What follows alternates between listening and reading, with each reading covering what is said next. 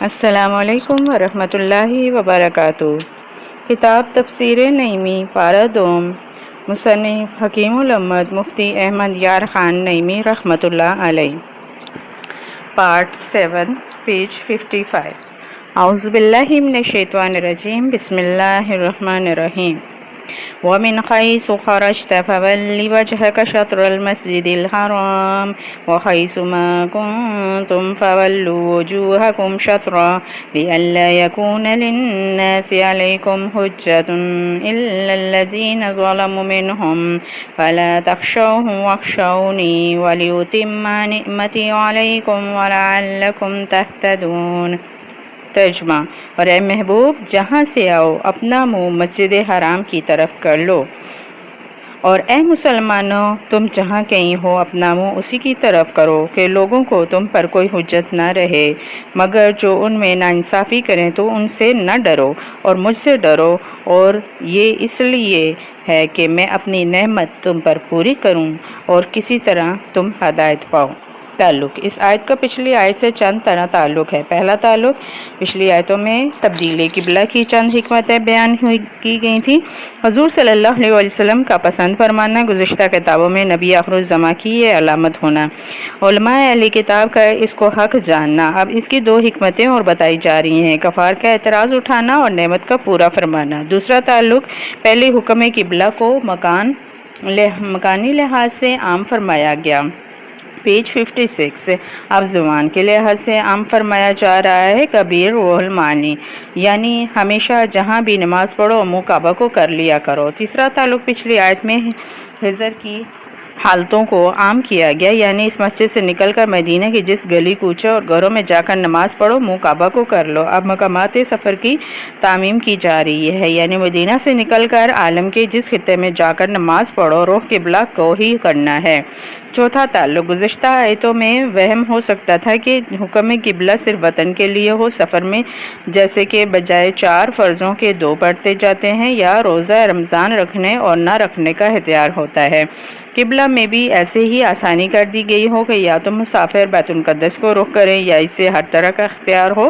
اب یہ وہم دفع فرمایا جا رہا ہے کہ نہیں، حکم قبلہ سفر و حضر تمام میں نماز فرض کے لیے یکساں ہے۔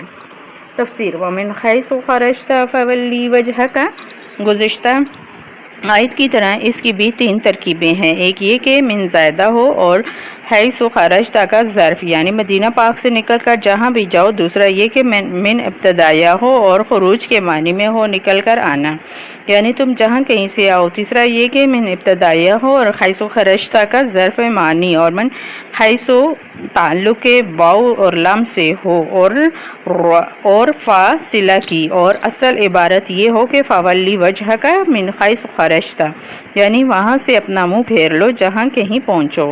تو روح المعانی کدھر؟ شطر المسجد الحرام، خانہ کعبہ یا مسجد حرام یا مکہ معظمہ کی طرف۔ یہاں الا محذوف ہے، اصل میں الا شطر تھا۔ اب پھر اے مسلمانوں، یہ نہ سمجھنا کہ یہ حکم فقط نبی کریم صلی اللہ علیہ وسلم کو ہے، نہیں، وَحَيْثُ مَا كُنْتُمْ، تم بھی عالم میں جہاں کہیں ہو، سفر میں یا حضر میں، عربی حجم میں، دریا میں یا خشکی میں، اور نماز فرض پڑھنے لگو تو فَوَلُّوا وُجُوهَكُمْ شَطْرَهُ، اپنا منہ خانہ کعبہ ہی کی طرف پھیرنا۔ یہ حکم قیامت تک کے لیے دے دیا گیا ہے، اب اور آئندہ اس پر عمل ہوگا، کیونکہ لِأَلَّا يَكُونَ لِلنَّاسِ عَلَيْكُمْ حُجَّةٌ، لوگوں کا تم پر کوئی اعتراض اور حجت نہ رہے۔ بعض نے کہا ہے کہ یہاں الناس سے اہل کتاب مراد ہیں، مگر صحیح یہ ہے کہ سارے کفار اس میں داخل، کیونکہ مشرکین تو کہتے تھے کہ مسلمان ابراہیمی ہونے کا دعویٰ کرتے ہیں اور قبلہ ابراہیمی کی مخالفت ہے۔ اہل کتاب کہتے تھے کہ یہ عجیب لوگ ہیں کہ ہر بات میں ہماری مخالفت اور قبلہ میں ہماری تابعدار۔ اب ان دونوں کے منہ بند ہو جائیں گے، یا اس کا مطلب یہ ہے کہ اہل کتاب کہتے تھے کہ اگلی کتابوں میں نبی آخر الزماں کے صفت امام القبلہ تعین ہونا ہے، اگرچہ اگرچہ یہ وہی ہیں جو ان کا قبلہ کیوں نہیں بدلتا، اس تبدیلی سے ان کا یہ اعتراض اٹھ گیا۔ پہلی تفسیر میں حجت سے مراد محض مجادلہ اور اعتراضات فاسدہ ہیں، اور دوسری تفسیر میں حجت سے قوی دلیل مراد ہے، کیونکہ اہل کتاب کا یہ قول صحیح تھا۔ کچھ بھی ہو، سمجھداروں اور مصنفوں کا تو اب منہ بند ہو گیا۔ الا الذین ظلموا منہم، مگر اس سے وہ ناواقف اور جھگڑالو لوگ اب بھی کج بختی اور زبان درازی کیے جائیں گے کہ اہل کتاب تو کہیں گے کہ اسلام عجیب دین ہے کہ اس کا کوئی قبلہ ہی مقرر نہیں، یا یہ کہ مسلمانوں نے محض اپنی قوم اور ملک کی محبت میں قبلہ انبیاء یعنی بیت المقدس چھوڑ کر کعبہ معظمہ اختیار کر لیا ہے۔ مشرکین عرب کہیں گے کہ مسلمان آہستہ آہستہ ہمارے قریب آ رہے ہیں، آج تو انہوں نے اپنا قبلہ بدلا، آئندہ اپنا دین بدل کر ہم بھی مل جائیں گے، کیونکہ اس قسم کے خیالات ہی انہیں اسلام سے روکتے اور کفر پر جماتے تھے، اور کفر و شرک تو بڑا ظلم ہے، اس لیے انہیں یہاں ظالم فرمایا گیا ہے۔ نیز للناس کے بعد اللہ کے ساتھ اس کا ذکر فرمایا گیا ہے، اس جانب اشارہ ہے کہ یہ ظالم حقیقتاً انسان ہی نہیں بلکہ انسانیت سے فارغ ہیں۔ لہٰذا اے مسلمانوں فلا تخشوہم، اس سے بالکل خوف نہ کرو، یہ تو ہمیشہ ایسے ہی اعتراضات کرتے رہیں گے، اس سے اسلام کی ترقی نہ رکے گی۔ اور وخشونی، مجھ سے ڈرو اور ہمارے اس حکم کی مخالفت نہ کرو، اور ہمارے نبی کی اطاعت میں اگرچہ سارا جہان تمہارا دشمن نہ بنے تو بن جانے دو۔ وَلِأُتِمَّ نِعْمَتِي عَلَيْكُمْ، بظاہر یہ لِأَلَّا يَكُونَ پر عطف ہے، اور فَوَلُّوا کا متعلق ہے، یعنی کعبہ کو منہ کرو تاکہ تم پر اعتراض نہ رہے اور تم پر نعمت الہی پوری ہو، اور ہو سکتا ہے کہ یہ پوشیدہ فعل کا متعلق ہے، یعنی ہم نے اس لیے تبدیلی قبلہ کی تاکہ تمہیں دین اور دنیا کی نعمتیں عطا فرمائے۔ دینی نعمت تو مخالفین کا اعتراض اٹھانا ہے، اور اخروی نعمت رحمت کا مکمل کرنا ہے۔ بعض نے فرمایا کہ نعمت پورا کرنے سے مراد کعبہ کو پھیرنا ہے کہ بیت المقدس نعمت ہے، کیونکہ بارکنا حولہ والی زمین میں واقع ہے۔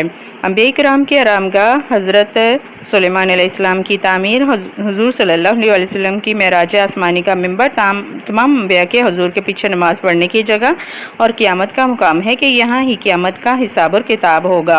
کعبہ معظمہ تمام نعمت، کیونکہ یہ زمین کا مبادہ آدم علیہ السلام کے جسم پاک کے خشک ہونے کی جگہ، ملائکہ اور سارے پیغمبروں کا حج کا مقام، آباد دنیا کا درمیانی حصہ، ارواح سے میثاق لینے کی جگہ، اور حضور صلی اللہ علیہ وسلم کا ولادت گاہ۔ خیال رہے کہ کسی کو اس کے کام کا معاوضہ مقرر کر دینا اجرت ہے، اور بغیر معاوضہ کچھ دینا نعمت یا انعام ہے۔ رب تعالیٰ کے تمام عطیے دنیاوی ہوں یا اخروی ہماری اجرتیں نہیں بلکہ انعامات ہیں، پھر سائل کو اس کی شان یا اس کی کارکردگی کے لائق دینا نعمت ہے، اور دینے والے کا اپنی شان کے لائق بخشنا تمام نعمت ہے۔ مطلب یہ ہے کہ کعبہ معظمہ کو تمہارا قبلہ بنانا تم پر نعمت کا اتمام ہے جو رب نے اپنی شان کے لائق تم پر بخشی ہے۔ کعبہ معظمہ ابراہیم علیہ السلام سے پہلے خود عظمت والا تھا، خلیل اللہ کے بعد مقام ابراہیم، صفا مروہ کی عظمت، مینا کی قربانی، عرفات کے اتمام کی وجہ سے اس کا احترام اور بڑھ گیا، پھر حضور صلی اللہ علیہ وسلم کی ولادت پاک کی برکت سے اس کی عظمت کو اور چاند لگ گئی، اس لیے اب اس کا قبلہ بننا تمام نعمت ہوگا۔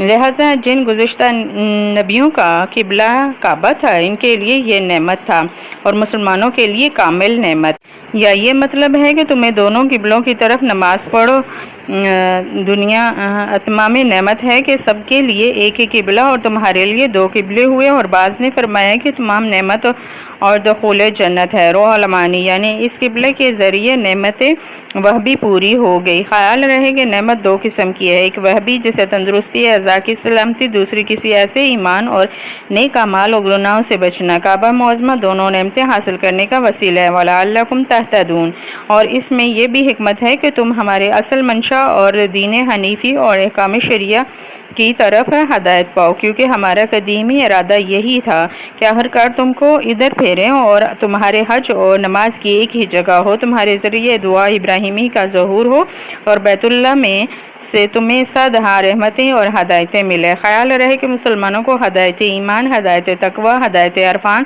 تو پہلے ہی مل چکی تھی، مگر ہدایت رضا رحمان اب تبدیلی قبلہ سے ملی کہ پہلے رب تعالیٰ بیت المقدس کے قبلہ ہونے سے راضی تھا اور اب کعبہ کی طرف منہ کرنے سے راضی ہوگا۔ ادھر منہ کرنے سے راضی ہدایت بہت سی قسم کی ہے، جن میں سے ایک ہدایت یہاں مراد ہے، لہٰذا اس جملے میں یہ اعتراض نہیں ہو سکتا کہ کیا صحابہ اب تک گمراہ تھے، نعوذ باللہ۔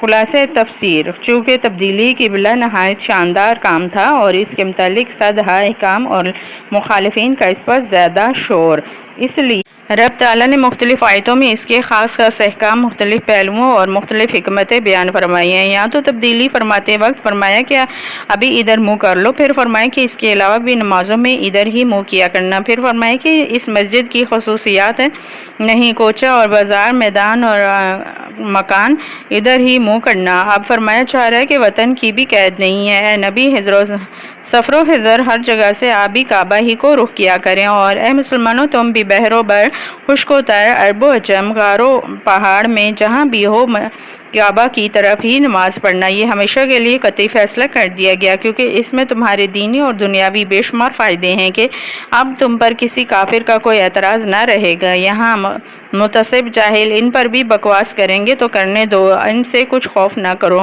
ہمیشہ ہمارا خوف رکھو اور ہمارے حکم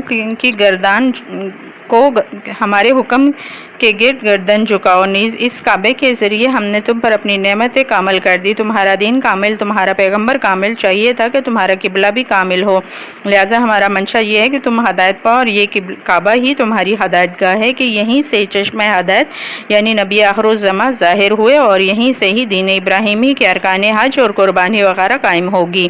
فائدے: اس آیت سے چند فائدے حاصل ہوئے۔ پہلا فائدہ، ہر جگہ قبلہ رخ نماز پڑھنا فرض ہے، کیونکہ یہاں فرمایا گیا ہے وَمِنْ حَيْثُ خَرَجْتَ، من سے معلوم ہوا کہ شروع سفر سے ہی یہ حکم ہے، جس سے راستہ اور منزل سب کا حال معلوم ہو گیا۔ مسئلہ: 4 صورتوں میں غیر قبلہ کی طرف نماز ہو جاتی ہے، نمازی جنگل یا اندھیرے میں ہو اور سمت قبلہ کا پتہ نہ لگے، اور اس صورت میں جدھر دل گواہی دے ادھر ہی پڑھ لے۔ سوار سواری پر نفل پڑھے تو نفل نیت کے وقت کعبہ کو رخ کرے، پھر جدھر بھی رخ ہو جائے نماز پڑھتا رہے۔ سخت جنگ کی حالت میں جب کعبہ کی طرف نماز پڑھنے کا موقع نہ ملے، لشکر کے بھاگتے وقت کی جب خدا نخواستہ اسلامی لشکر شکست کھا کر بھاگے اور وقت نماز آ جائے، تو اس کی بحث ہم کچھ کر بھی چکے ہیں اور آئندہ بھی کریں گے۔ دوسرا فائدہ، بزرگوں کے قدم سے زمین کی عظمت اور زمین کی عظمت سے عبادات کا ثواب بڑھ جاتا ہے۔ دیکھو خلیل اللہ اور حبیب اللہ علیہ السلام کی بدولت کعبہ معظمہ کو کامل نعمت بنا دیا گیا۔ مدینہ منورہ کی نماز 50,000 کے برابر ہے، اور اسی طرح مقابر اولیاء اللہ کے پاس نماز کا ثواب بڑھ جائے گا۔ تیسرا فائدہ، کوئی شخص خلقت کی زبان سے نجات نہیں پا سکتا۔ دیکھو رب نے خبر دے دی ہے کہ ظالمین کے اعتراض سے تمہیں اب بھی امن نہ ملے گی، لہٰذا چاہیے کہ مخلوق کی پرواہ نہ کرتے ہوئے خالق کی اطاعت کرے۔ چوتھا فائدہ، تکیہ حرام ہے، کیونکہ یہاں فرمایا گیا ہے کہ قبلہ کے معاملے میں تم لوگوں سے نہ ڈرو اور ان کے خوف سے اپنا رخ نہ بدلو، بلکہ ہماری اطاعت اور ان کی مخالفت کیے جاؤ۔ تکیہ کی پوری بحث انشاءاللہ الا ان تتقوا منہم تقیہ کی تفسیر میں ہوگی۔ پانچواں فائدہ، دین میں کج بحثی اور ضد کرنے والا ظالم ہے۔ دیکھو جہاں ضدی لوگوں کو ظالم فرمایا گیا ہے، کیونکہ اکثر ضد کفر تک پہنچا دیتی ہے۔ چھٹا فائدہ، محترم چیزوں کی بھی بزرگوں کی نسبت سے عزت بڑھ جاتی ہے، کیونکہ دیکھو خانہ کعبہ بذات خود اعلیٰ درجہ کا ہے، پھر حضرت ابراہیم علیہ السلام کے تعلق اور حضور صلی اللہ علیہ وآلہ وسلم کی ولادت پاک کی برکت سے کامل نعمت بن گیا۔ رب نے ان کی طرف اشارہ کرتے ہوئے فرمایا کہ فی آیات بینات مقام ابراہیم، اور فرمایا کہ لا اقسم بہذا البلد وانت حل بہذا البلد، اور فرمایا کہ ان الصفا والمروہ من شعائر اللہ۔ یہ تمام آیات ان عظمتوں کی طرف اشارہ کر رہی ہیں، لہذا حضرت مریم علیہ السلام سے حضرت فاطمہ الزہرا افضل ہیں کہ مریم علیہ السلام کو حضرت مسیح علیہ السلام کی والدہ ہونے کا شرف حاصل ہے، مگر فاطمہ۔ پیج 59۔ نبی کی لاڈلی بانو، ولی کی ماں، شہیدوں کی جہاں، جلوہ نبوت کا، ولادت کا، شہادت کا۔ حضرت مریم علیہ السلام ایمان کا بیت المقدس ہیں، اور بی بی فاطمہ ایمان کا کعبہ وہ نعمت ہے مگر آپ کامل نعمت ہیں۔ ساتواں فائدہ، اگر محترم چیزوں میں برائیاں داخل ہو گئی ہوں تو ان سے اس محترم کی عزت میں فرق نہ آئے گا۔ دیکھو، جب کعبہ قبلہ بنا تو وہاں اندر باہر 100 بت تھے، مگر اس کے باوجود رب تعالیٰ نے اسے تمام نعمت فرمایا۔ لہٰذا اگر بزرگوں کے مزارات پر لوگ بےہودگیاں شروع کر دیں تو اس سے ان مقامات کی حرمت کم نہ ہوگی اور نہ حاضری دینا حرام ہو جائے گی۔ پہلا اعتراض: کعبہ کو منہ کرنے کا حکم 3 جگہ کیوں دیا گیا ہے؟ ایک جگہ ہی کافی تھا۔ جواب: اس کے چند جواب ہیں جن میں سے بعض تعلق اور تفسیر سے ہی معلوم ہو چکے ہیں۔ ایک یہ کہ پہلا حکم فَوَلُّوا وُجُوهَكُم مسجد کے متعلق ہے، یعنی تو مسجد کے جس حصے میں بھی ہو کعبہ کو رخ کر لو۔ دوسرا حکم وَمِنْ حَيْثُ خَرَجْتَ سوائے مسجد شہر آبادی کے متعلق ہے۔ تیسرا حکم سفر کے متعلق ہے۔ دوسرا جواب: پہلی تبدیلی کعبہ کی چند حکمتیں بیان کی گئی اور ہر حکمت کے ساتھ ادھر رخ کرنے کا حکم دیا گیا ہے۔ پہلی آیت میں فرمایا گیا ہے کہ اس سے اہل کتاب بھی حق جانتے ہیں۔ دوسری آیت میں فرمایا گیا ہے کہ ہم بھی اس کے حق ہونے کی گواہی دے رہے ہیں۔ تیسری آیت میں فرمایا کہ اب کفار کے اعتراضات اٹھ جائیں گے اور ہر دلیل کے ساتھ دعوے کو دہرانا بلاغت ہے۔ تیسرا یہ کہ پہلے تو تبدیلی قبلہ کا حکم ہوا، دوسری آیت میں ہر جگہ کی اور تیسرے میں ہر وقت کی تعظیم کی گئی، یعنی پہلے حکم ہوا کہ ادھر منہ کر لو، پھر یہ کہ ہر جگہ سے ادھر ہی منہ کرنا، پھر یہ کہ ہمیشہ ادھر ہی رخ کیا کرنا، چوتھا یہ کہ تبدیلی قبلہ بڑا اہم واقعہ تھا اور سب سے پہلے قبلہ ہی منسوخ ہوا، لہٰذا تاکید کے لیے اس کا بار بار حکم دیا گیا، پانچویں یہ کہ پہلا حکم حرم والوں کے لیے، دوسرا عرب والوں کے لیے، تیسرا سارے جہاں کے لیے دیا گیا۔ سرسوتی اپنی کتاب ستیارت ہے پرکاش کے 14ویں باب میں کہا ہے کہ قرآن خدائی کلام نہیں ہے کیونکہ اس میں ایک مضمون بار بار ہے۔ خدائی چیزیں بار بار کیسی؟ اگر پنڈت جی کی یہ بات درست ہو تو سورج بار بار نکلتا ہے، دن رات بار بار آتے ہیں، باغ بار بار پھل دیتا ہے، کھیت سے بار بار دانے لیے جاتے ہیں، پنڈتانی بار بار پنڈت جنتی ہے۔ چاہیے کہ اس میں سے کوئی بھی خدائی چیز نہ ہو۔ بلا فائدہ کسی چیز کو بار بار کہنا فصاحت کے خلاف ہے، مگر لذیذ مضمون کو بار بار بیان کرنا تاکید کے لیے بار بار حکم دینا عین بلاغت ہے۔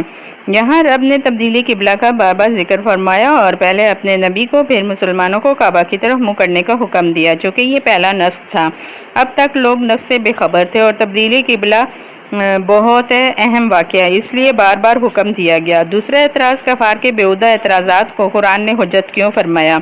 حجت تو صحیح اور قوی دلیل کو کہتے ہیں۔ جواب: اس کے چند جواب ہیں۔ ایک یہ کہ کفار اسے حجت ہی سمجھ کر پیش آتے تھے، لہٰذا اسے حجت کہنا ان کے خیال کے لحاظ سے ہے، نہ کہ حقیقی طور پر۔ دوسرا یہ کہ حجت کے لفظی معنی ہے غلبہ، یا یہ کہ محبتہ اور طریق سے مشتق ہے، جس کے معنی ہے اختیار کیا ہوا راستہ، لہذا جس کلام کو غلبہ کے لیے اختیار کیا جائے وہ حجت ہے، صحیح ہو یا غلط۔